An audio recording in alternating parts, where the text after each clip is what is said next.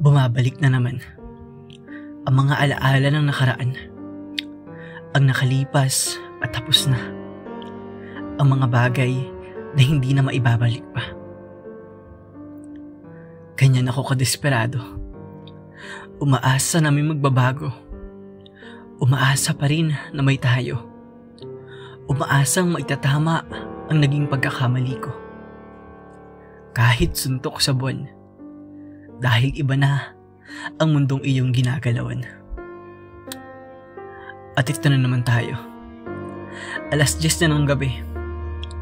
Dito na magsisimula ang tila pagbagsakan ng mga bulalakaw, magkakasunod at hindi ko mapigilan, hanggang sa tuluyan itong tumama sa katawan ko at nagbigay ng animong mataas na boltahe ng kuryente at sinira ang pagiging kalmado ko. Akala ko, kaya ko. Akala ko magagawa ko. Akala ko, tapos na. Pero bakit hanggang ngayon, ikaw pa rin ang laman ng makamundong puso na ang hirap maturuan? Ilang beses ko nang sinabi na wala na nakalimutan ko na nakamove on na ako. Pero bakit bumabalik pa rin ang trauma ko? Bakit ko pa rin naaalala ang nakaraan na sa ilalim ng lupa ay nailibing ko na? Ang pait at tinagpis ng kahapon, napilit bumabalik at pinahihirapan ako hanggang ngayon. Paano ba ang dapat gawin para gumaan ang pakiramdam? Paano magpanggap na okay ka lang? Paano pilitin ang sarili na maging masaya? Paano ipagsawalang bahala ang mga sinasabi nila?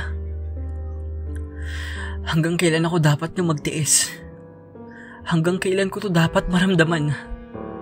Kailan ba ako makakalaya mula sa rehas ng kalungkutan?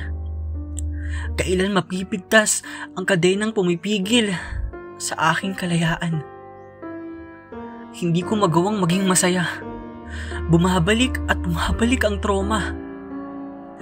Mabigat sa pakiramdam. Hindi ako makahinga ng maayos. At nararamdaman ko na lang na nagbabagsakan ang luha sa pisngi. Kusang dumadaloy pababa, kasabay ng hikbi at pangungulila. Hindi ko gustong mabalikan, pero para bang wala akong ibang pamimilian. Hindi ko ito gusto, pero para bang may sariling buhay ang puso ko. Ito ang nagpapaalala na hanggang ngayon ay hindi pa rin ako malaya. Narito pa rin ang ideya na hindi ito mangyayari kung nanatili lang ako sa iyong tabi. Kung hindi lang ako umalis, kung mas pinili kong magtiis, hindi ka sana lalabas ng bahay. Hindi ka sana sasakay ng kotse para puntahan ako. Hindi ka sana nag-alala. Hindi ka sana na-aksidente sa kalsada. 5 taon na. Pero hanggang ngayon ay inuusig pa rin ako ng aking konsensya. At pinapaalala na wala akong karapatan na makaramdam ng saya.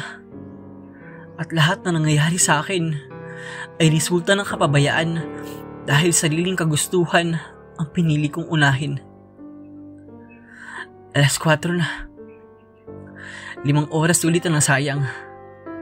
5 oras na binagabag ang aking isipan. At paulit-ulit na babalik.